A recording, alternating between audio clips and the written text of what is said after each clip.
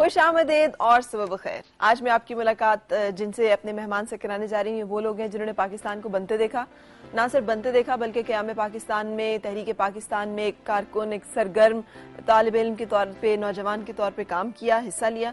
پھر اس کے بعد نہ صرف یہ کیا بلکہ 1958 میں 1958 میں انہوں نے جرمنی سے پی ایچ ڈی کیا تھا اسلامک ہسٹری میں, اور ان کا جو اس پہ تھیسس اور موضوع تھا وہ تھا حضرت عمر کا مالی نظام. اور اس کے ساتھ ساتھ انہوں نے یہ بڑے موقر ایک جریدہ جس میں کہ جو کہ 1960 سے شائع ہو رہا ہے, تواتر کے ساتھ ماہانہ آتا ہے, اور اس میں بہت ساری چیزوں کے اوپر, ایشوز کے اوپر جو ہے وہ بات کی جاتی ہے, جس میں خاص طور پر ہمارا جو اسلامی کلچر, ہمارا جو پاکستانی ثقافت, ہماری جو زبان, ہماری جو تہذیب, ان تمام چیزوں کو لے کر, اور اس کے ساتھ ساتھ ادب اور شاعری, یہ تمام اور مختلف قسم کے نسخے, ٹوٹکے, تمام چیزیں جو ہیں اس میں شامل ہوتی ہیں. یہ ایک عرصے سے یہ سلسلہ جاری.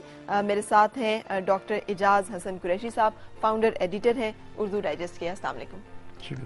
بہت شکریہ آپ تشریف لائے. اور میں ضرور آپ کو بتا دوں کہ مجھے بہت اچھا لگتا ہے ان لوگوں سے ملنا جو کہ اب اپنے اندر ایک پوری, جسے کہتے ہیں نا, داستان ہے, ایک پوری تاریخ ہے. آپ نے ماشاءاللہ پاکستان بنتے دیکھا. جی ہاں, میں نے پاکستان بنتے ہوئے دیکھا, اس بنانے میں حصہ لیا.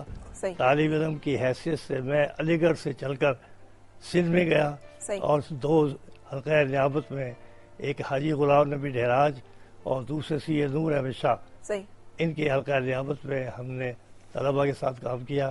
اور میرے رہنما تھے ڈاکٹر نبی بخش بلوچ, جن کا حال ہی میں انتقال ہوا ہے, اور وہ بہت مشہور معروف علمی شخصیت بنے. بالکل صحیح. سے میں جاننا چاہوں گی کہ آپ تو نوجوان ہوں گے اس وقت. جی, میری عمر 18 سال تھی. 18 سال, ماشاءاللہ. تو کیا جذبہ تھا, کیوں آپ نے اس تحریک میں شمولیت اختیار کی؟ ورنہ آج بھی کتنی تحریکیں چل رہی ہوتی ہیں